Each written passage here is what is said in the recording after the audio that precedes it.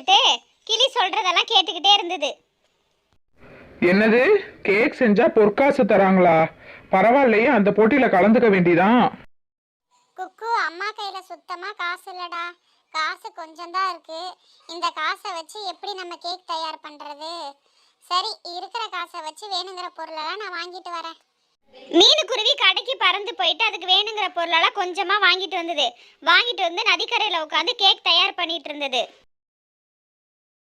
என்கிட்ட இருக்க பொருட்களை வச்சு நான் கேக் தயார் பண்றேன். ராஜாவுக்கு பிடிக்குமோ பிடிக்காதோ தெரியல.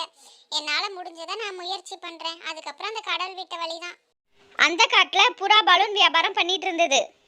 அந்த பலூனை பார்த்ததுமே கட்டா காகத்துக்கு ஒரு யோசனை வந்தது. புறா கிட்ட போய் நிறைய பலூனை வாங்கிட்டு கடையில போய் ஒரு ஸ்ப்ரே வாங்கிட்டு வந்துடலாம். வாங்கிட்டு வந்து பலூன் எல்லாம் அடுக்கி அந்த ஸ்ப்ரே அடிச்சுட்டோம்னா நல்ல பெரிய கேக்கா பார்வையா தெரியும். நம்ம தான் வின் பண்ண போறோம். இப்படி நினைச்ச கட்டாக்காகவும் அதே மாதிரி பலூன் எல்லாம் வாங்கிட்டு வந்து கேக் தயார் பண்ண ஆரம்பிச்சது. கொஞ்ச நேரத்துலலாம் சின்ன கேக்கா இருக்குன்னு நினைச்சு இன்னும் பெரிய ஸ்ப்ரே எல்லாம் அடிச்சு நல்ல பெரிய கேக்கா தயார் பண்ணிருச்சு. கட்டாக்காக வேக வேகமா பறந்து போய் குப்பையில கிடக்கிற ஒரு கோல்கேட்டை எடுத்துட்டு வந்துச்சு. கட்டா செஞ்ச கேக் மேல அந்த கோல்கேட் எல்லாம் தடவி விட்டுச்சு. மீனுக்குருவி கஷ்டப்பட்டு ஒரு சின்னதா ஒரு கேக்கை தயார் பண்ணுச்சு. என்ன மீனுக்குருவி, கேக் இவ்வளோ சின்னதா பண்ணியிருக்க? ராஜா என்ன சொன்னாரு? நல்லா பெருசா பார்வையா இருக்க மாதிரி பண்ணணும்னு சொன்னாரு. நீ இவ்வளோ குட்டியா பண்ணி வச்சிருக்க. எனக்கு தெரிஞ்சு கட்டா நல்லா பெரிய கேக்கா செஞ்சு வச்சிருக்கு. கட்டா தான் ஜெயிக்க போகுதுன்னு நினைக்கிறேன். காஞ்சனக்கா, என்கிட்ட சுத்தமா காசு இல்லக்கா. என்கிட்ட இருக்கிற காசை வச்சு இந்த சின்ன கேக்கை தயார் பண்ணியிருக்கேன்க்கா. கட்டாக்காக ஒரு தள்ளுவண்டி வச்சு அந்த கேக்கை தள்ளிட்டு போச்சு. மீனுக்குருவி அதோட கையில் அந்த கேக்கை பிடிச்சி நடந்து போயிட்டு இருந்தது. மீனுக்குருவி, இதெல்லாம் உனக்கு தேவையா? எப்படி நான் தான் ஜெயிக்க போறேன். அந்த குட்டி கேக்கை எதுக்கு நீ கொண்டு வந்துகிட்டு இருக்க? தேவையில்லாம நீ அசிங்கப்பட போற. நான் தான் ஜெயிக்க போறேன். பேசாம வீட்டுக்கு போ. கட்டாண்ணா, பரவாயில்லண்ணா. என்னால முடிஞ்சதை நான் செஞ்சிருக்கேன். நீங்களே ஜெயிச்சுட்டு போங்கண்ணா.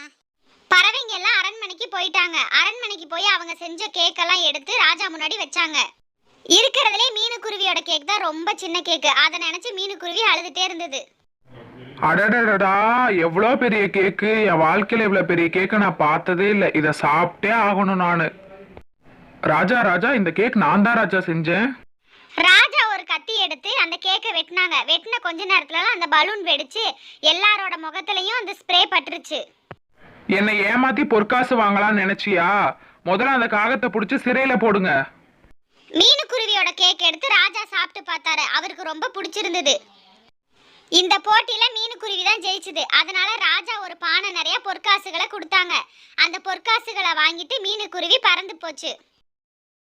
பாவம் கட்டாக்காகும், அதை தூக்கி சிறையில் அடைச்சிட்டாங்க. மீனுக்குருவி அதோட பொற்காசை வச்சு கேக் தயார் பண்றதுக்கு நிறைய பொருள் எல்லாம் வாங்கிட்டு வந்துருச்சு.